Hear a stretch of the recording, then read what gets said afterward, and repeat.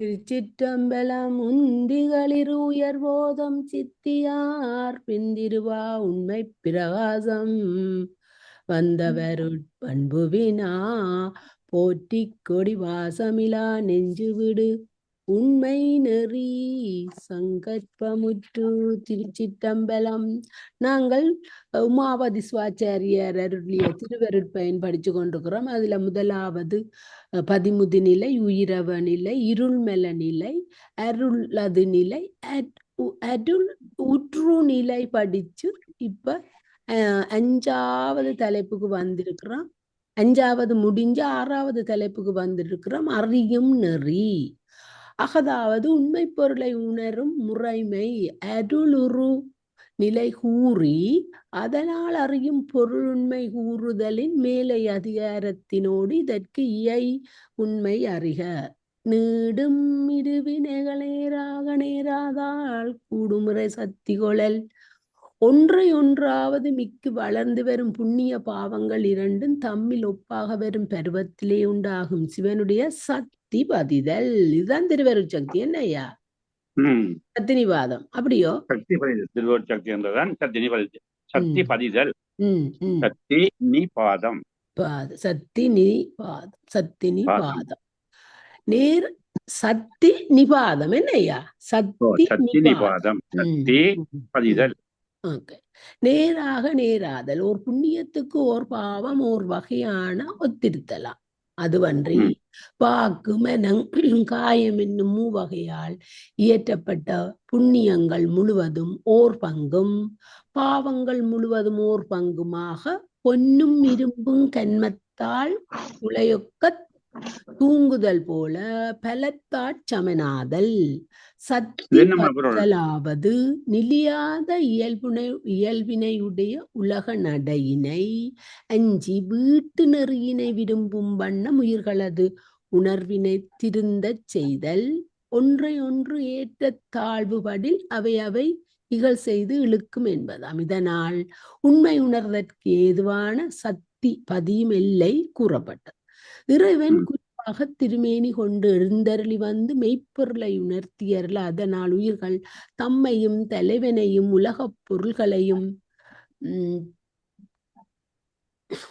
பொருள்களையும் உள்ளவாறு அறியும் முறைமையை அறிவுறுத்துவது அறியும் நெறி என்னும் இவ்வதிகாரமாகும். மேலே அதிகாரத்திற்குறித்த அருளுருவாகிய குருவின் துணை கொண்டு உயிர்கள் தம்மையும் தலைவனையும் அறியும் முறைமையினை கூறுதலின் இது மேலே அதிகாரத்தோடு இயைபுடையது ஆயிற்று. இவ்வதிகாரம் ஆன்ம தரிசனம் உணர்த்துகிறது. இந்த தசகாரியங்களுக்குள்ள வந்த ஆன்ம தரிசனம். இவ்வதிகாரத்தின் முதற்குறள் மேலே அதிகாரத்திற்குரியவாறு இறைவன் குருவாக வந்த அருள் புரிவதற்கு ஏதுவாக உயிர்களிடத்து அம்முதல்வனது திருவருள் பதியும் எல்லையினை உணர்த்துகின்றது. நீடும் இருவினைகள் நேராத கண் இறை சக்தி கொள்ளல் கூடுமென இயைத்து பொருள் கொள்க. இருவினை புண்ணிய பாவங்கள். உயிர்கள் இருவினை பயன்களை நுகருங்கால் இன்பத்தின் கண் விருப்பும் துன்பத்தின் கண் வெறுப்பும் கொள்ளுதல் இயல்பாதலின் அவ்விருப்பு வெறுப்புக்கு காரணமான அவ்வினைகள் மேலும் கிளர்த்து வளர்தனின் நீடும் இருவினைகள் என அடைகொடுத்து ஓதினர். இந்த விருப்பு வெறுப்புக்கு எங்களுக்கு காரணம் இந்த அராகம் என்னும் தத்துவம் தான். அந்த விருப்பு வெறுப்பு இச்சையை தருதன் எங்களுக்கு. இறைவன் அராக தத்துவத்தை எல்லா உயிர்களுக்கும் சமனா தந்திருக்கிறார். ஒரே மாதிரி என்னையா எல்லாருக்கும் ஒரே மாதிரிதான் இருக்கும். ஆனா அந்த வினைகளுக்கு ஏற்ப அந்த விருப்பு வெறுப்பு நடைபெறும் ஆன்மாக்களிடத்துல. நீடுதல் மிக்கு வளர்தல் இருவினையின் நேராக நேராதல் என்றது. இருவினை பயன்களும் சமமாக ஒத்திருத்தலாகிய இருவினை ஒப்பினை இருவினை ஒப்பு என்பது ஆன்மா. நேற்று நாங்கள் இதை திருமந்திரத்துக்குள்ள தேடினாங்கள். இன்றைக்கு திருவருட்பயனுக்குள்ள இது வந்திருக்குது. அது இறைவனை அந்த நேற்றையான் கேள்விக்கு விடி எஞ்சதான் உங்களையும் அனுப்பி இருக்கிறேன். இன்ப துன்பங்கள் இரண்டினை விரும்புதலும் நான் நேற்று முழுக்க ரீசர்ச் எது முதல் நடந்தது என்ன நடந்தது அதுதான் இன்றைக்கு இது கிளைம் வருது. நீங்களும் வந்திருக்கிறீங்க. இரண்டினை விரும்புதலும் வெறுத்தலும் என்று ஒப்ப கருது நல்லுணர்வு. நன்றே செய்வாய் பிழை செய்வாய் நானோ இதற்கு நாயகமே. அதாவது குலைத்தவத்தில எனவரின் திருவாசகத்தொடர் ஆன்ம அறிவின் கண் நிலைவருதற்குரிய இடிவினை ஒப்பினை புலப்படுத்தும் முறையில் அமைந்திருத்தல் காணலாம். இது ஐயா வெள்ள வேற நேற்ற உரை இது.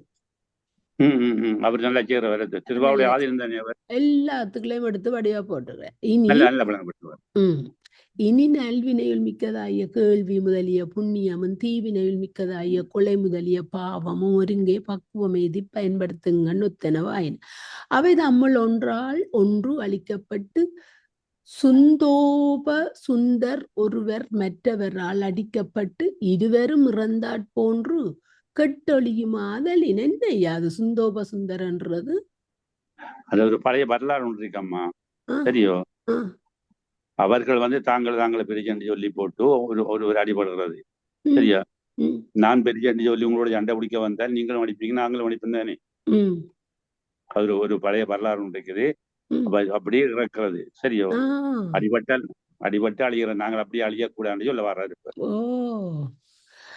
போன்று கெட்டொழி மாதலின் அவ்வாறு அவ்விருவினையும் அழியின் நிலையில் தம்முள் ஒத்தலே இருவினை ஒப்பென்பர் ஒரு சேர சஞ்சிதமாய் கிடந்த புண்ணியங்களும் பாவங்களும் மிகுதி குறைவின்றி தம்முள் ஒத்தலே இருவினை ஒப்பு என்பர் மற்றொரு சேரர். ஒவ்வொருத்தருக்கும் ஒரு கருத்து இருக்குது.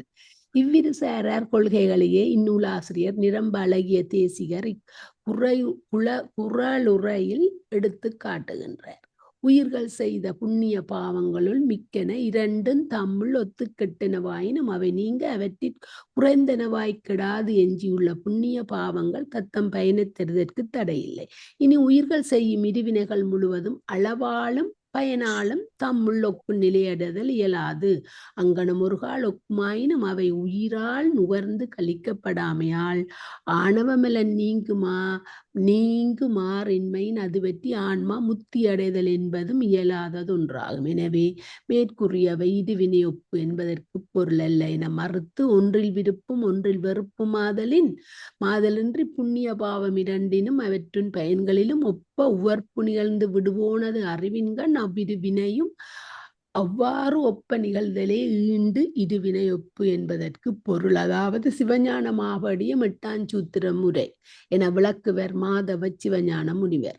உயிர்கட்கு இருவினை ஒப்புள்ளதாகவோ ஆணவமலம் தனது ஆற்றல் தேய்தற்குரிய துணை காரணங்கள் எல்லாவற்றோடும் கூடுதலாகிய மெலபரிபாகம் காரணமாக சத்தி நிபாதமும் உளவாம்.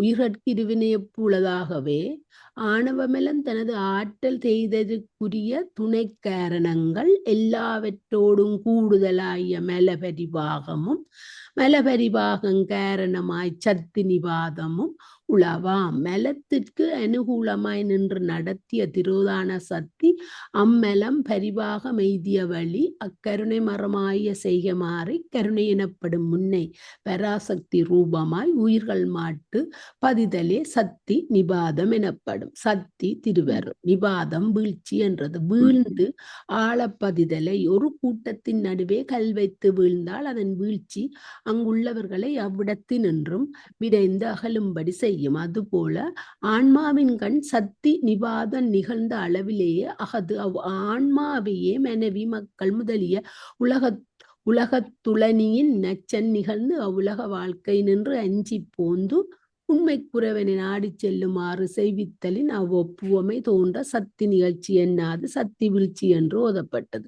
ஆன்மாவின் கண் இருவினை ஒப்பு மெலபரிபாகம் சக்தி நிபாதம் என்பவை முறையே நிகழ்ந்த நிலையில் இறைவன் குருவாய் எழுந்தருளி வருவான் என்பது. சக்தி நிபாதம் தருதற்கிருவினையும் ஒத்து வருங்காலம் உளவாகி பெத்த மெலபரிபாகம் வருமளவில் பன்னால் அலமறுதல் கண்ணுற்றருளி உளவாதறிவு கறிவாகி அறிவு கெட்டா நெறியிற் செறிந்த நிலை நீங்கி பிரியா கருண திருவுருவாய் காசினிக்கே தோன்றி குருவன் என்றோர் திருப்போர் கொண்டு கந்தர் கலிகொன்பாவில 22 கண்ணி என்றதை சொல்றதாக்கும் அந்த செய்யுள 22 எனவரும் குமர குருவர அடிகள் வாய்மொழியால் நன்கு புலப்படுத்த பெற்றிருத்தல் அறியத்தக்கதாகும். குருமேனி தாங்கி எழுந்தறிய இறைவனால் அறிவுறுத்தப்படும் பொருள்கள் யாவை என வினவிய மாணாக்கருக்கு அப்பொருள்களை வகைப்படுத்தி உரைப்பது அடுத்து வரும் குரட்பாவாகும். தனாவடியுங்கோ.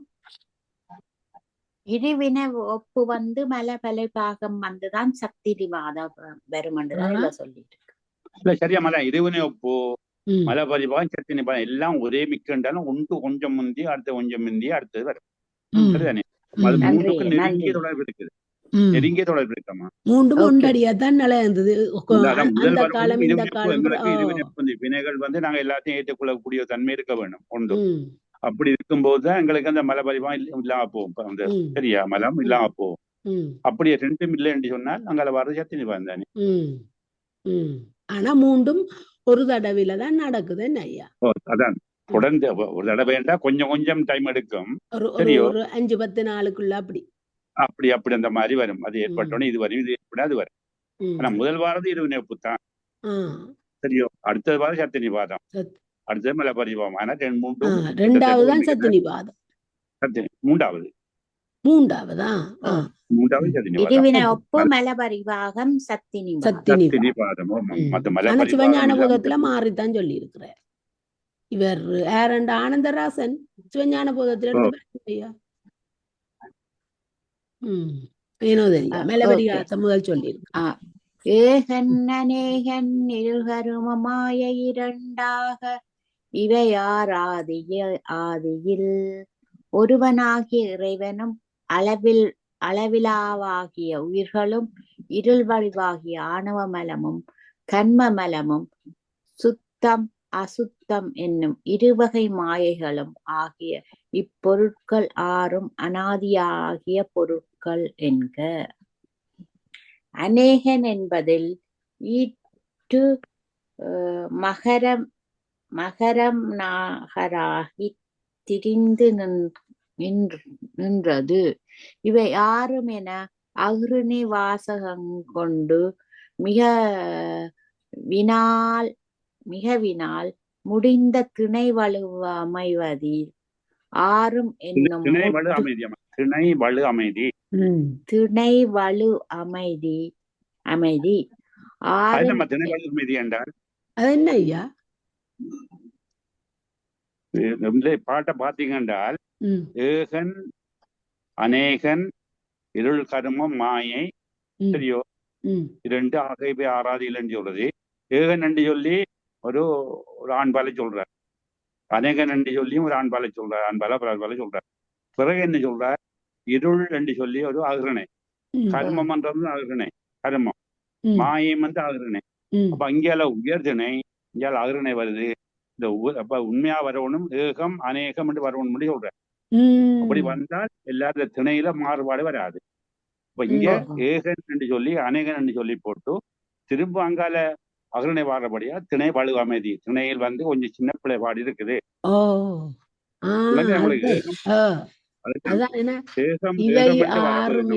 அகிரினை வாசம் கொண்டு மிகுவினால் முடிந்த இது வந்து இந்த இலக்கணம் என்னையா திணை வலு அமைதின்னு சொல்லுவாங்க. திணையில வார பிள்ளை வரணும். ஆறும் என்னும் முற்றுமை செய்யுள் அகாரத்தால் தொக்கது. முற்றுமை அண்டா அந்த முற்றுமை ஆறும் என்னும் முற்றுமை செய்யுள் விகாரத்தால் தொக்கது. 6 விஷயங்களும் சரியா அத திட்டவட்டமா சொல்றாரு, ஒரு முடிவாய் சொல்றாரு. ஏகன் 1, அநேகன் 2, இருள் என்ற ஆணவம் 3, கர்மம் என்ற வினை 4, மற்றது மாய 2, சுத்தமாய சுத்தமாய. இந்த 6 என்றால் அவ்வளவும் தான், அதுக்கு மேல ஒன்றும் இல்லை. 6 முடிவா சொல்றாரு. முற்றுமை உம்மண்டி 6 உம்மண்டி வருதானே. இந்த 6 திட்டவட்டமாக அனாதியானவை, ஆதி இல்லாதவை. இப்ப மெய்கண்டார் பதி இலக்கணத்தை நிறுவின மாதிரி இவர் இதுல இந்த 6 சரி சரி. இது நான் அடிக்கடி இந்த சூழ்நிலை சொல்றேன். இந்த பாட்டு ஒரு நல்ல முக்கியமான கேள்வியும் கொடுத்திருக்கிறேன். எங்கட சைவ சித்தாந்த வகுப்புலையும் கொடுத்திருக்கிறேன். கேள்வியா கொடுத்திருக்கிறேன். இல்லாதவை ஆரம்பவை, ஆதி இல்லாதவை ஆரம்பவை என்று ஒரு போல்வர்த்தமா பாருங்க. இப்ப முப்பொருள் அனாதியானது என்ற மாதிரி அவர் அந்த அதோட சேர்த்து இன்னும் 3 சொல்லி இருக்கிறார். விளங்கு விளக்கம் இது பதி பசு பாசம் என்னும் முப்பொருளையும் ஒரு திறத்தால் ஆறாகப் பகுத்துரைக்கின்றது.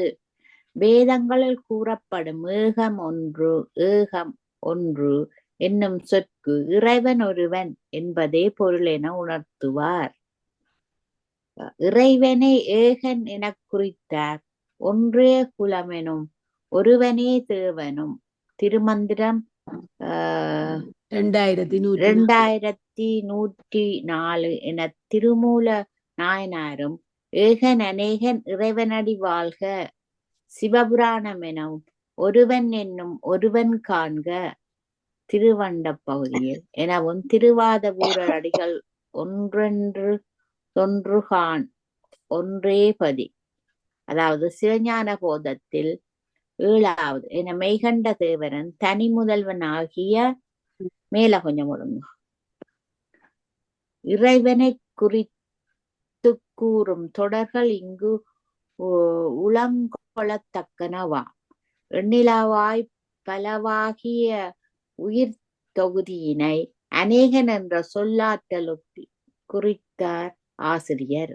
அநேகம் பலவாகிய உயிர் தொகுதியினை குறித்து வழங்கும் அநேகன் என்ற சொல் ஏகன் என்ற சொற்போன்று ஆண்பால் உணர்த்துவதென்றென விளக்குவார்.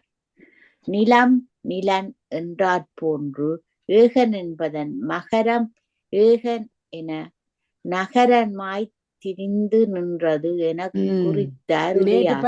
நேற்று படிச்சோம் நிலம் வந்து நிலன் என்றாற் போன்று. அப்ப இந்த வந்து மகரம் வந்து ஏகன் என நகரமாக தோன்றினது என்று சொல்ற.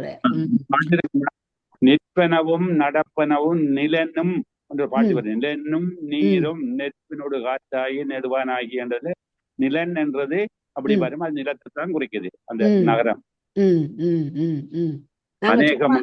சும்மா எங்கட ஃப்ரெண்ட்ஸுக்குள்ள அவ வந்த ஒரு ஆள் தமிழ் இலக்கணம் சொல்லி தாரவா, அவ எங்கட ஃப்ரெண்ட். அப்ப அவட்ட நாங்க சும்மா படிக்கிறாங்களா, அப்ப அவ நேற்று இதுகள் எங்களுக்கு விளங்கப்படுத்தினவ. அப்ப எப்படி படிச்சு போட்டு ஐயா. அப்புறம் உங்களோட அம்மா இந்திராணி அம்மாவையல் வந்து இந்த சைவ சித்தாந்த வகுப்புல வந்து எங்களுக்கு சொல்லேக்க எங்களுக்கு என்னண்டு விளங்கும். அப்ப இல்லாட்டி விளங்குது இல்லையா ஐயா? அந்த சிதம்பரம் பேய் பார்த்த மாதிரி சொல்லே இருள் வடிவாகி ஆணவத்தினை இருள் என குறித்தார். கர்மம் அலம் உலகத்திற்கு முதற்காரணமாகிய மாயை என்பது சுத்தம் அசுத்தம் என இருதிறப்படுத்தலின் மாயை 2 என எண்ணினார். இவ்வாறு உயர்திணையும் அவுர்திணையும் விரிவி எண்ணி ஆக இவை 6 என அவுர்திணை முடிவு கூறியது. பெரும்பான்மையாகிய மிகுதி பற்றியதாகும். இவை 6ம் இன்ன காலத்தில் தோன்றின என்பதின்றி காலங்கடந்து முன்னமேயுள்ள பொருட்களாம் என்பார். இவை 6ம் ஆதி என்றார். ஆதி ஒரு காலத்தில் தோன்றியது. ஆதி என்ற தொடர் அனாதி என்னும் பொருளை தந்தது. அனாதி காலம் கடந்து என்றும் உள்ள பொருள். இவை 6ம் அனாதியே உள்ளனவாயின் இப்பொருட்களை அடிப்படையாக கொண்டு மக்கள் உணர்ந்து கொள்ளுவதற்குரிய உண்மைகள் யாவை என வினவிய மாணாக்கர் உண்மைகளை வகைப்படுத்துவது எடுத்து வரும் குறட்பாவாகும். அடுத்து வரும் குறட்பாவாகும். செய்வானும் செய்வினையும் சேர்பயனும் சேர்பவனும் உய்வான் உளனென்றுணர். புண்ணிய பாவங்களை பண்ணும் புருடனும் அவனால் செய்யப்படும் வினைகளும் அவற்றின் பயனாகிய இன்ப துன்பங்களும் அவற்றை கூட்டி அறுத்தும் இறைவனும் என்னும் இந்நான்கு திறத்தினை உடையனாக உன்னை அறிவாயாக. மாணவகனே, நீ கதி சேர்தல் பொருட்டு பாடலின் பொருள். இவை உணராதிருக்கவே யான் எனது என்னும் செருக்கு அறாது பிறவி துன்பம் உறும் என்பதாம். உடையனால் இருவினைகளைச் செய்து இறைவனால் அவற்றின் பயனை நுகர்தற்கு தான் உரியனாதல். விளக்கம்: இது சைவ சித்தாந்திகள் சிறப்பாக உணர்ந்து கொள்ளுதற்குரிய பொருள்கள் இவை என உணர்த்துகின்றது. செய்வான், செய்வினை, செயற்பயன், சேர்ப்பவன், உளன் என்று உய்வான் உணர் என்று இயைக்க, உம்மை எண்ணும்மை செய்வான் என்றது இருவினைகளை செய்து உழல்வான் ஆகிய புருடனை. செய்வான் என ஒருமையால் கூறினும் இச்சொல் உயிர் தொகுதிகள் அனைத்தையும் குறித்து நின்றது. செய்வினை உயிர்களால் செய்யப்படும் நன்றும் தீதுமாகிய வினைகள். சேர்பயன் தாம் செய்த நல்வினை தீவினைகள் காரணமாக உயிர்களை சேர்தற்குரிய இன்ப துன்பங்களாகிய நுகர்ச்சிகள். சேர்ப்பவன் உயிர்கள் செய்த இருவினை பயன்களை செய்த உயிர்களே நுகரும்படி நியமித்து நுகரச் செய்பவனாகிய இறைவன். இப்ப சஞ்சீதத்தையும் பிராரத்துவத்தையும் ஆகாமியத்தையும் சொல்லுது. என்ன செய்வான், செய்விப்பான், செய்வான் என்றமா உயிர், அதான் ஆன்மா. செய்வான் என்ற உயிர் அல்ல ஆன்மா. செய்வானும் செய்வினை செய்யப்படுற வினைகள், இந்த நல்வினை தீவினை, அதுக்குள்ள பிரார்த்த வினை, ஆகாமிய வினை, சங்கீத வினை எல்லாம் அதுக்குள்ள வரும். இருவினைக்குள்ள வரும். சரியோ? இப்ப செய்வானும் செய்வினையும் இந்த வினையால என்ன கிடைக்கும்? நன்மை செய்தால் புண்ணியம் கிடைக்கும், தீமை செய்தால் பாவம் கிடைக்கும். புண்ணியம் செய்தால் இன்பம், பாவம் செய்தால் துன்பம். இந்த வினைகளுக்கு சேர்க்கிறவனுக்கு ஒரு ஆள் வேணும். அவன் தான் இறைவன். அதான் சேர்ப்பவன். அவர் சேர்பயன் அந்த மூன்று சஞ்சிதமும் பிராரத்துவமும் ஆகாமியம். அதுல வார இன்ப துன்பங்களம்மா. இன்பமும் துன்பம் ஒன்றில் அவருக்கு நரகம் கிடைக்கும், அல்லது சொர்க்கம் கிடைக்கும், அல்லது உலகத்தில் சந்தோஷமா வாழக்கூடியதா இருக்கும், அல்லது கண்ணுக்கா வருத்தப்பட்டு அதான் பிரார்த்தனையால துன்பப்பட வேண்டி வரும். அப்படியான தன்மை எல்லாம் இந்த இன்ப துன்பத்துக்குள்ள இருக்கு. சரியோ? அதான் செய்வினை என்றது. அதை இந்த வினைகளை சேர்க்கிறவன் கடவுள். சேர்ப்பவன் தான் கடவுள். நன்றி ஐயா. சொல்றமா ஞாதுரு திரிபுடையோ, அதாவது ஞாதுரு ஞேயம் ஞானம். ஞானம் திரிபுடைன்னு சொல்ல நான் உங்களுக்கு சொன்னது தெரியல. இது அறிஞ்சு விட்டாச்சு. சரிம்மா. இந்நாள் வகை பொருளையும் செல்வநாயம் பயன் தாம் செய்த நல்வினை தீவினைகள் காரணமாக உயிர்களை சேர்தற்குரிய இன்ப துன்பங்களாகிய நுகர்ச்சிகள். சேர்ப்பவன் உயிர்கள் செய்த இருவினை பயன்களை செய்த உயிர்களே நுகரும்படி நியமித்து நுகரச் செய்பவனாகிய இறைவன். இந்நால் வகை பொருளையும் உள்ளவாறு அறிந்து உள்ளவனாக ஆன்மாவாகிய உன்னை குருமுகத்தால் அறிந்து உய்தி பெறுக என அறிவுறுத்துவர். உளன் என்று உய்வான் உணர் என்றார். தாம் செய்த நல்வினை தீவினைகளின் பயனை தாமே அறிந்து எடுத்துக்கொண்டு நுகரும் உணர்வு வன்மையும் வினைப்பயன்களாய இன்ப துன்பங்களில் விருப்பு வெறுப்பற்ற தன்மையும் ஆன்மாக்கட்கு இன்மையாயினும் செய்த வினைப்பயன்களை செய்த உயிர்களே நுகருமாறு சென்று சேரும் உணர்வு வினைகட்கு இன்மையாயினும் உயிர்கள் செய்த வினைப்பயன்களை அவ்வுயிர்களையே நுகர்ந்து கழிக்குமாறு வரையறுத்து நுகர்விப்பவன் இறைவன் ஒருவனே என்பது சைவ சமய சான்றோர்களின் துணிவு என்பர். சேர்ப்பவன் என அம்முதல்வனை குறித்தார். ஆன்மா உளநாதலாவது இரு வினைகளை செய்து அவற்றின் பயன்களை இறைவன் நுகர்விக்கத்தான் நுகர்தற்கு உரியனாதல். செய்வினையும் செய்வானும் அதன் பயனும் சேர்ப்பானும் மெய்வகையால் நான்காகும் விதித்த பொருளெனக் கொண்டே இவ்வியல்பு சைவநெறி அல்லவற்றுக்கில்லை என உய்வகையால் பொருள் சிவன் என்ற அருளாலே உணர்ந்திருந்தார். அது பெரிய புராணம், சாக்கிய நாயனார் புராணத்துல 5வது பாடலாக வருது. என சாக்கிய நாயனர் உணர்ந்ததாக சேக்கிழார் பெருமான் அறிவுறுத்திய சைவ சமய செம்பொருளை அவ்வாறே எடுத்துரைக்கும் முறையில் உமாபதி சிவம் இக்குறட்பாவை அருளை செய்துள்ளமை அறிந்து போற்றத்தகுவதாகும். இனி உய்வானும் உளனன்றுணர் என பாடம் கொண்டு மோட்சத்தை அடைகின்றவனும் உண்டு என்றறிவாயாக என சிந்தனை உரையில் காணப்படும் உரை வெண்டலை பிழைத்தலானும் மெய்வகையால் நான்காகும் விரித்த பொருள் என்றாங்கு நான்கென்னும் தொகையினை தெளிவாக உணர்த்தாமையானும் இந்நூலாசிரியர் கருத்துக்கு ஏற்புடையதாக தோன்றவில்லை. செய்வினை செய்வான் செயன்முறை அவ்வினை உள்ளறிவான் உள்ளங்கொளல். திருக்குறள் 677வது திருவள்ளுவரும் பாடல் சொல்லியிருக்கிறார். அவரும் என திருக்குறள் ஈண்டு நினைவு கூற அவரும் தகுவதா. ஞாதுரு ஞேயம் ஞானம் என்று அவரும் சொல்லியிருக்கிறார். செய்வினை செய்வான் செயன். இங்கு கூறப்படும் நால்வகை பொருளையும் உயிரி ஒருவனாகிய ஆன்மா தானே அறிவனோ என வினவிய மாணாக்கருக்கு அறிவுறுத்துவதாக அமைந்தது அடுத்து வரும் குறட்பாவாகும். சந்திரிகா படிங்க. சந்திரிகா நிக்கிறீரா? சந்திரிகா ஓகே. கணேசம்மா படிங்க. கணேசம்மா. ஊனுயிரால் வாழும் ஒருமைத்தே ஊனோடுயிர் தானுணர்வோர் ஒன்றாச் தரம். உடம்பானது உயிரோடு கூடி பிரிப்பின்றி நடைபெறும் ஒற்றுமையினையுடைத்து அவ்வுடம்போடு உயிர்கள் நிறைந்த ஞானத்தோடு கூடி ஒன்றுபட்டு வேறாகில்லை பெரும் தகுதியென. எனவே உடலகத்து உயிர் போல கலந்து இன்று நடத்தும் என்பதாம். உடம்பென்ற போது வகையால் ஐவகை உடம்பும் அடங்கும். அவை அடங்கவே நில முதல் நாதமிராகிய தத்துவ எல்லாம் அடங்கும் என கொள்க. விளக்கம். நில்லுங்க அம்மா, கொஞ்சம் பொறுங்கோ. ஐவகை உடம்புன்றது என்னண்டு ஐயா?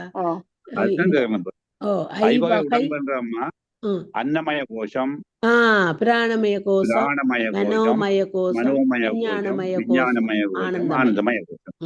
சரிதானே? அது 5 வகையான உடம்பு. 5 கோஷம் என்றால் ஒரு போர்வைன்னு சொல்லுவோம். உயிரை போர்த்து கொண்டு இருக்குது. சரி, விளக்கம் படிங்கம்மா. நன்றி ஐயா. உயிருக்குயிராய் உணர்ந்த தன்மையது ஆன்மா என்பதுணர்த்துகின்றது. ஊனோடு உயிர்தான் உணர்வோடு ஒன்று ஆம் தரம். ஊனுயிரால் வாழும் ஒருமைத்து என முடிக்க உடம்போடு கூடிய உயிர் நிறைந்த ஞானமாகிய திருவருள் வேறாக நின்று உணர்த்தும் பொருட்களை உணரும் முறைமை. உடம்பானது உயிர் வேறது நின்று தன்னை செலுத்த அதனால் நடைபெறுவதனை ஒத்த ஒற்றுமை தன்மையினை உடைத்து என்றவாறு. ஊன் என்றது உடம்பினை ஈண்டு, உணர்வு என்றது நிறைந்த ஞான உணர்வு என்றது அதுல நிற்கணும். பிறகுதான் நிறைந்த ஞான உருவனதாய நிறைந்த ஞானதாய முதற் பொருளை அவ்வகை உடம்பாவன தூள சரீரம். முதல் நாங்கள் படிச்சோம் அன்னமய கோஷம், பிராணமய. அது தமிழ் பெயர், அது சமஸ்கிருத பெயர். அது இந்த தமிழ் பெயர் தான் தூள சரீரம், சூக்கும சரீரம், சரீரம், குணசரீரம், கஞ்சுக சரீரம், காரண சரீரம் என்பன. இவை முறையே அன்னமய கோஷம், அன்னமய கோஷம், பிராணமய கோஷம், மனோமய கோஷம், விஞ்ஞானமய கோஷம், ஆனந்தமய கோஷம் என பெயர் பெறுவன என்பர். சிவஞான சித்தியார்ல சுபக்கத்துல 211 இருந்து 215 வரை உள்ள பாடல்ல சொல்லுது. படிங்க. உடம்புடன் கூடி பிரிப்பின்றி வாழும் ஆன்மா உடம்பின் கண் நிகழும் நுகர்ச்சியினால்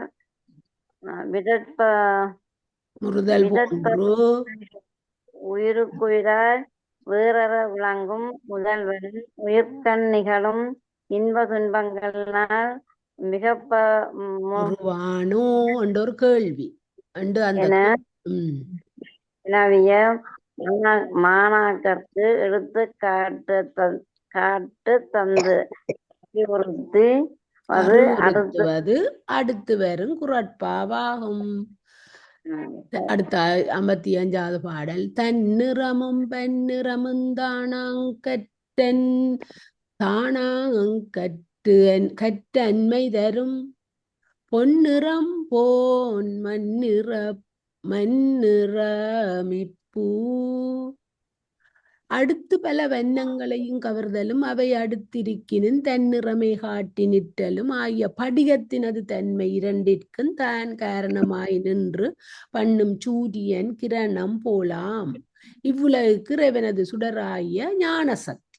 இந்த சூரியன் பவன பளிங்கு கல் தண்ட சூரியன் நிறத்தை பெற்று தன்னுக்குள்ள அந்த நிறம் எல்லாத்தையும் காட்டும். அது மாதிரித்தான் இந்த இறைவனது சுடராய ஞான சக்தி எங்களுக்கு எல்லா அறிவையும் காட்டுறன்ற மாதிரி. அப்படியோ ஐயா? சரியம்மா. பணியக்கல் தானே. படியக்கல் ஒரு பளிங்குக்கல் சொல்லுவோம். இந்த சூரிய ஒளி பட்ட உடனே அது நல்ல பிரகாசமா தந்த நிறத்தை காட்டிக்கொண்டு இருக்கு. வேற நிறங்கள் வரும்போது வேற நிறத்தை காட்டும். அப்ப சூரியனோட சேரும்போது, அப்ப இறைவனோட சேரும்போது உயிர் நல்ல நிலையை பெறும். அதே போல வேற சேரும்போது வேற தன்மையை பெறும். பாசங்கள்ல போயிருக்கேன் அதான் பளிங்கு கல்லுக்குள்ள நீங்க நீளத்தை வச்சா நீளத்தை காட்டும், பச்சையை வச்சா பச்சையை காட்டும், சரியோ மற்றதை காட்டும். ஆனால் சூரியன் வெண்மையா இருக்கிறவை அதுல இயற்கைறதை காட்டும். உயிருக்கு இயற்கையானது இறைவனுடைய சேர்றது. இந்த பாசங்கள் எல்லாம் வந்தால் அந்த நிறங்கள் போல அது மாறுபட்டு கொண்டு அதான் சொல்ல வர. கட்டு வீடு என்னும் இரண்டிற்கும் தான் ஒன்றே காரணம் என்பதாம். இவை 3 பாட்டானும் இறைவன் உலகினை நடத்துமாறு கூறப்பட்டது. விளக்கம். இது இறைவனது திருவருள் உயிரினது உணர்வின் கண் தோய்வின்றி நின்று காரியப்படுத்துமாறு உணர்த்துகின்றது. தானாம் கல் பன்னிறமும் தன்னிறமும் தன்மை தரும் பொன்னிறம் போல் இப்பூவுக்கு மென்னிறம், அதாவது ஆம் என முடிக்க. தானாம் கல் என்றது தனக்கென்றொரு நிறமின்றி சார்ந்த பொருளின் நிறத்தினை உடையின் தன்மையாகிய படிகக்கல்லினை பொன்னிறம் சூரியனது கிரணம், பொன் சூரியன், நிறம் ஒளி, மென் என்றது. இறைவனை நிறம், அதாவது அம்முதல்வனது திருவருளாகிய பிரகாசம். இப்பூ எவ்வுலகுக்கு செய்யுளாதலின் குவ்வுருவு தொக்கது. குவ்வுருவு இது வேற்றுமருவ கொண்டு விளங்கப்படுத்துறார். குவ்வுருவு தொக்கது பூ உலகு என்றது ஆகுவேர உயிர்த்தோதியை குறித்தது. படிகமானது தனது நிறத்தையும் தன்னை சார்ந்த பல நிறத்தையும் பெற்று திகழ்வதற்கு கதிரவன் ஒளி காரணமானாற்போல் உயிர் தத்துவங்களில் கட்டுப்படுவதற்கும் அவற்றை நீங்கி வீடாததற்கும் காரணமாய் விளங்குவது இறைவனது திருவருள் என்றவாறு. அந்தம் வீடிவை பண்ணினீர் என்று 7ஆம் திருமுறையில 88வது பதிகத்துல 4வது பாட்டில நம்பியாரூரரும் அதாவது சுந்தரமுத்தி நேரும் பந்தம் வீடு தரும் பெரமன் கழல் என்ற பெரிய புராணத்துல 300வது பாடல்ல என சேக்கிழார் அடிகளும் இறைவனை குறித்து கூறுவன இங்கு நோக்கத்தக்கனவாகும். இறைவனது திருவருள் நின்று ஆன்மாக்களுக்கு அறிவுறுத்த வேண்டுவது இல்லை. ஆன்மாக்கள் தாமே அறிந்து செயற்படுவார்கள் என கொண்டால் வரும் குற்றம் யாது என வினவிய மாணாக்கனுக்கு அனுபவம் காட்டி அறிவுறுத்துவது அடுத்து வரும் குரட்பா. சந்திரிகா நிக்கிறீரோ? அதனா படியுங்கோ. கண்டொல்லை காணு நெறி கண்ணுயிர் நாப்பன்னொனி எண்டில்லை எல்லதொழி நினைவினை. இதுல நாப்பன்ன்றது அந்த நடுவோ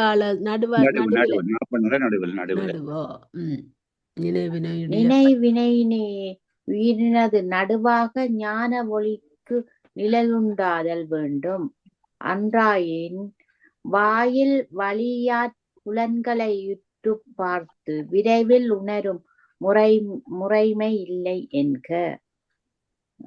நடுவாக நிற்றல், கலந்து நிற்றல், இதனால் ஞானம் பின்னல்லது அறிதல் கூடாதென்பது ஓர் அனுபவ வகையால் விளங்க கூறப்பட்டது. குரவனாதலின்றி உரை கொண்டுணர்தல் அரிதெனக் கொள்க. விளக்கம். இது திருவருள் உள்நின்றுணர்த்தினாலல்லாது உயிர்கள் ஒன்றினையும் உணரமாட்டா என்பது உணர்த்துகின்றது. கண்ணுயிர் நாப்பன் ஒளி உண்டு அல்லது ஒளி கண்டு ஒல்லை காணும் நெறியில்லை என இயைத்துப் பொருள் கொள்வர் நிரம்ப அழகிய தேசிகர். கண்ணுயிர் கருதி உணர்தலையுடைய ஆன்மா கண்ணுதல் கருதியுணர்தல் கண்டு பொறிகளாகிய வாயில் வழியாற் புலன்களை உற்று பார்த்து ஒல்லை காணும் நெறி விரைவில் உணரும் முறைமை நாப்பன் நடு உயிரின்கண்ணே முதல்வன் அது திருவருளாகிய ஒளி கலந்து நின்று உணர்த்தினால் அல்லாது ஆன்மா பொறி வாயிலாக ஒன்றையும் கண்டுணர்தல் இயலாது என்பதா. ஐயா கொஞ்சம் இல்லைங்க ஐயா, இந்த வெள்ளை வேறனர் தான் சொல்லி இருக்கு. பிறகு இடக்கிட இந்த நிரம்ப அவருக்கு நிரம்ப அழகிய தேசிகரன்னு பேரோ? இல்ல இல்ல இல்ல இல்ல இல்ல நிரம்ப அழகிய தேசிகர் உரை ஆசிரியர். ஓ அப்ப வெள்ள வேறனர் தானே இது உரையாசிரியர் ரெண்டு முதல் உரையாசிரியர். அவர் இவரையும் எடுத்து காட்டுறார். எங்களுக்கு இப்ப பெரியாவணத்தை எடுத்து காட்டுற மாதிரி, சுந்தரமூர்த்தி அந்த தேவாரத்தை எடுத்து காட்டுற மாதிரி, திருக்குறள் எடுத்து காட்டுற மாதிரி இவருடைய உரையை வெள்ள வேறனர் நிரம்ப அழகிய தேசிகரை எடுத்து சொல்றாரு. ஓகே ஓகே சொல்றாரோ? அதான் நான் இனி திருப்பி போய் அதை தேடுற நேரம் உங்கள்ட்ட கேட்டுட்டா ஈஸி இல்ல. அப்ப அதான் எனக்கு ரெண்டு பேரும் வந்துட்டுது நிரம்ப அழகிய தேசிகர். அவர் உரை எழுதுற ஒரு சிறந்த உரையாசிரியர். சரி சரி, அவர் எடுத்து இவரை சொல்றாரு. இவர் அப்படி சொல்றாரு. இவர் எடுத்துக்காட்டா சொல்ற அவரும் சொல்றாருன்னு சொல்றாரு. கண் ஒரு பொருளை காணுங்கால் உயிரினது உணர்வு கண்ணொளியோடு வேற்றுமையின்றி கலந்து நின்று கண்டு காட்டுமாறு போல் உயிர் ஒரு பொருளை உணருங்கால் முதல்வனும் உயிருணர்வுடன் வேற்றுமையின்றி கலந்து நின்று கண்டு காட்டும் உபகாரத்தினை செய்தருளினார். உதவி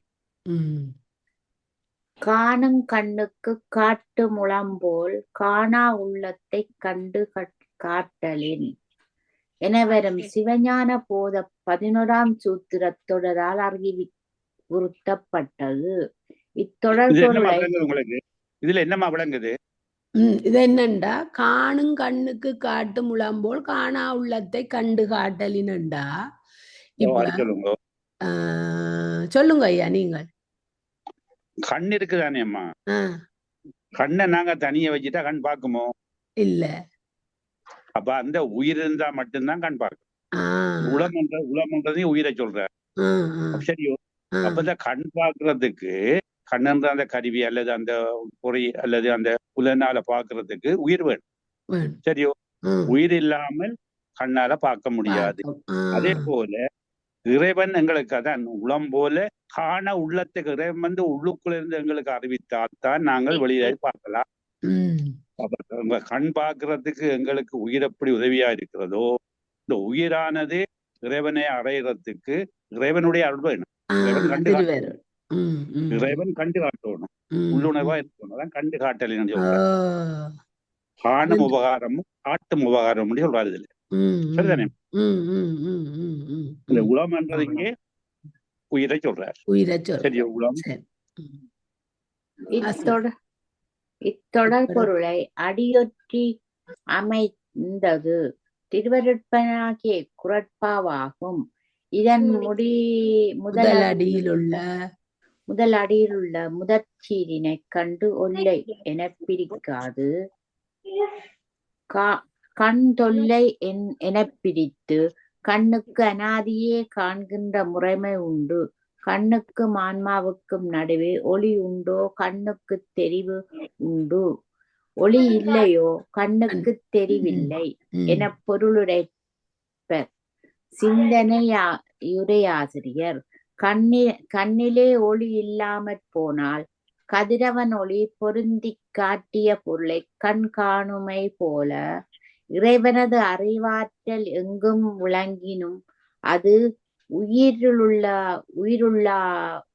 உயிரிலுள்ளாக கலந்து நின்றால் அன்றி உள்ளாக கலந்து நின்றாலன்றி ஒன்றினையும் உயிர் அறிய மாட்டாது என கருத்துரைவர் காவன்னா சுப்பிரமணிய கருத்துரை பிள்ளை வரைவர் அவர்கள். கருத்து உரை வரைவர் காவன்னா சுப்பிரமணியம் பிள்ளை. ம். கருத்துரை வரைவர் கருத்துரையை சொல்றாரு. கருத்துரை ம், ம். வரைவர் கா சுப்பிரமணிய பிள்ளை அவர்கள். ம். கண்ணுயிர் நாப்பநிலை என்றும் பாடம் உயிர் அருணினாலே காரியப்படுத்தல் எவ்வாறு என வினாவிய மாணவர்க்கு இதனை விளக்குவதாக அமைந்து அடுத்து வரும் குறட்பாவாகும். சொல்லநாயம்மா வாங்க புன்செயலினோடு.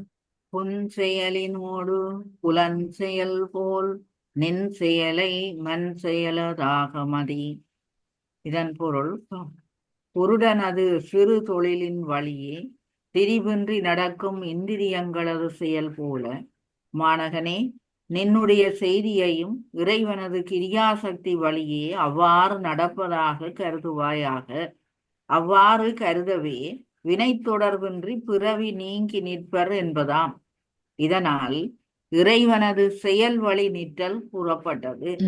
விளக்கம்: இது முதல்வனது அருளாற்றலின் வழி ஆன்மா செயற்படுமாறு உணர்த்துகின்றது. புன்செயல் சிறுதொழில் என்றது ஓர் எல்லை உட்பட்டு இயங்கும் ஆன்மாவின் செயலை. செயலின் ஓடுதல், செயல் வழி மாறாது செல்லுதல், புலன் செயல், இந்திரியங்களின் இயக்கம்.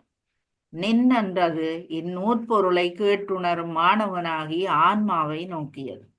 மண் செயல் இறைவனது கிரியாசக்தி செயலது ஆக செயலின் வழிபட்டு அவ்வாறு நிகழ்வதாக மதி கருதுக. முன்னிலை ஏவல் ஒருமை. ஐம்பொறிகள் ஆன்மாவினாலே அறிந்து காரியப்பட்டு வருமாறு போலவே ஆன்மாவும் முதல்வனது அருளாலே அறிந்து செயல்படுகின்றது என்றவாறு ஆன்மாவின் செயலுக்கு முதல்வனது செயல் துணையாதலை அறிதல் இவ்வாறு என வினாவிய மாணாக்கருக்கு அறியும் உபாயம் கூறுவது அடுத்து வரும் குறட்பாவா. நம்ம சொல்றாங்க, அவன் அருளாலே அவன்தாள் வணங்கி. இறைவனுடைய அருள் இல்லாமல் அவனை வணங்கவும் கூட முடியாது. எந்த செயல் செய்யறதுக்கும் இறைவனுடைய அருள் வேண்டும் தான் சொல்லி காட்டுறேன். ஐம்பொறிகளில வேலை இல்லை, ஆன்மாதான் எனக்கு. பேசினியம்மா கணேசம்மா, கணேசம்மா கொஞ்சம் ஏறாம இருக்கம்மா. சரி, நான் படிக்கிறேன். ஓராதே ஒன்றை ஓராதே ஒன்றை யுமுற்று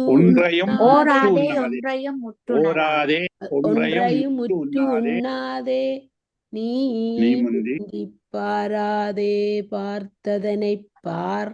ஞானம் எவ்வண்ணம் இருக்குமோ என்று ஆராயாமல் அதனையும் விடயங்கள் போல குறிக்கொண்டு ஊன்றி நினையாமல் நீயாக முன் சென்று மேற்கொண்டு காண்டலும் செய்யாமல் உன்னை கண்ட ஞானத்தினை காண்பாயாக. இவ்வாறு அசைவின்றி நிற்கவே அகண்டமாய ஞானம் தானே தோன்றும் என்பது கருத்து. இது முதல்வனது அருளாகிய ஞானத்தினை காணுமாறு உணர்த்துகின்றது. ஓறுதல் ஆராய்தல் உற்று. அம்மா மியூட் பண்ணிட்டு கணேசம்மா. உண்ணுதல், பொருந்தி சுட்டி அறிதல், முந்தி பார்த்தல், ஆன்ம போதத்தால் முற்பட்டு காண துணிதல், பார்த்தது அருள் நோக்கால் தன்னை கண்டு கொண்டிருப்பதாய திருவரும். சிற்றறிவினையுடைய உயிர் முற்ற அறிவினாய இறைவனது ஞானத்தை தன் சிற்றறிவால் ஆராயாமலும் அதனை சுட்டி அறிய முயலாமலும் தன் முனைப்பினாலே அதனை முற்பட்டு காண துணியாமலும் அவருளின் வழி அடங்கி நிற்றலே அதை காணுதற்குரிய உபாயமாம் என்றவாறு. ஓராமல் மந்திரமும் உண்ணாமல் நம்பரனை பாராமற் பார்த்து பழகுனாள் என்னாலோ என்றார் தாய்மானாரும். அவ்வாறு உயிர்க்குயிராய் உபகரித்து நிற்கும் திருவருளை கண்டபின் செய்யத்தக்கது யாது என வினவிய மாணாக்கருக்கு செய்யத்தக்கது இது என அறிவுறுத்துவது அடுத்து வரும் குறட்பாவாகும். தனவடிங்கோ. கலியே மிகு புலனா கருதி ஞான ஒளியே ஒளியா ஒளி. இத்தன்மையாகிய ஞானத்தினை காணப்பெற்றமையால் வரும் மகிழ்ச்சியை பெரிய விடயமாக நினைந்து ஞானமாகிய ஒளியின்றி வேறு உனக்கு ஓர் ஒளியின்றாகும்படி அதனுட்புக கரந்து நிற்பாயாக. கரந்து நிற்றல் வியப்ப மர கூடி நிற்றல். விளக்கம் ஞானத்தினை காணப்பெற்றால் அதனுட் கலக்குமாறு உணர்த்துகின்றது. களி என்றால் ஞானத்தினை காண பெற்றமையாய் உள்ளதாகிய பேரின்பமாகிய மகிழ்ச்சி. மிகு புலன் என்றால் உயிரினது உணர்வு அழுந்தி நுகர்வதற்குரிய பெரிய விடயம். ஞான ஒளியாக ஒளித்தலாவது மெய்யுணர்வாகிய அவ்வொளியை அன்றி வேறு எந்த உணர்வும் ஒளியாகத் தோன்றாதவாறு அம்மெய்யுணர்வு புகுந்திட்டான் என்னும் உணர்வு தோன்றாது ஒடுங்கி நிற்றல். திருவருள் ஞானத்த அப்பாடி திருவருள் ஞானத்தால் பெறுதற்குரியதாகிய பேரின்பம் ஒன்றையே விரும்பி ஆன்மாவாகிய உன்னறிவு முனைத்து தோன்றாது முதல்வனது பேரறிவே யாண்டும் மேற்கொண்டு விளங்கும் வண்ணம் அதன் கண் அடங்குக என்றவாறு திருவருள் ஞானத்தினை கண்டு கூடிய உயிர் அத்திருவருளின் வயத்தாய் ஒழுகுமாறு எவ்வாறு என வினாவிய மாணவர்க்கு அறிவுறுத்துவதாக அமைந்து அடுத்து வரும் குறட்பாவாகும். நல்ல விளக்கம் கொடுத்து நல்ல விளக்கம். இந்த 59வது குறள் அம்மா என்ன சொல்ல வரான்னு சொல்லுங்க. பசுஞானம். பசுஞானம் அதான் முக்கியமா சொல்றேன். பசுஞானத்தால நீங்க செய்யாதீங்க. இந்த தன்முனைப்பு, அகங்காரம், மமகாரம் சொல்லப்படும் ஒன்றும் இல்லாமல் சரியா இறைவனுடைய அருளை முன்னிறுத்தி செய்யுங்கன்றதான் சொல்லப்படுது. பசுஞானம் இங்கே தேவைப்படாது. பசுஞானம் வந்தோடனேதான் அங்க தற்போதம் பெருகுது. ஜீவபோதம் ஆன்மபோதம் அதை சொல்றது. அப்ப அது இருந்தால் அங்க பதிஞானம் வராது. அதான் சொல்லுவேன். அனு இதோட முடியுது. நாங்க திருமந்திரம் தொடங்குறோம். இத படி மென்னீர் 60வது கண்டபடி. சரியா? Okay okay. கண்டபடியே கண்டு காணாமை காணாமை கொண்டபடியே கொண்டிரு. ஞானமானது உனக்கு யாதொரு படியே வெளிப்பட்டது. அப்படியே நீயும் கண்டு அறியாமையாகிய அதீதாவத்தை வந்து தோன்றாமல் யாதொருபடி உன்னை விழுங்கிற்று. அப்படியே நீயும் விளங்க கொடுத்திருப்பாயா? விழுங்க கொடுத்திருப்பாயா? விழுங்க கொடுத்திருப்பாயாக. 3 பாட்டானும் ஞானத்தினை காணுமாறும் கண்டால் காணுமாறும் கண்டால் அதனுட்கலக்குமாறும் அவ்வழி தன்னை அதன் வயத்தன் ஆக்குமாறும் கூறப்பட்டன. மாணவகனே என்பது 3ற்கும் கூட்டி உரைக்கப்பட்டது. விளக்கம் இது அருள் ஞானத்திற்கலக்கும் பேறு பெற்ற ஆன்மா அவ் அருளின் வயத்தாய் ஒழுகும் முறைமையினை உணர்த்துகின்றது.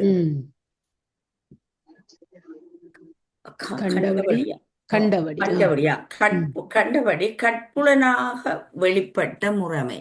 கண்டபடியே காணுதலாவது தன் உணர்வு புறத்தே செல்லாது அக்காட்சியிலே கருத்து ஒன்றி இருத்தல். காணாமை என்பவற்றுள் முன்னது பெயர் பின்னது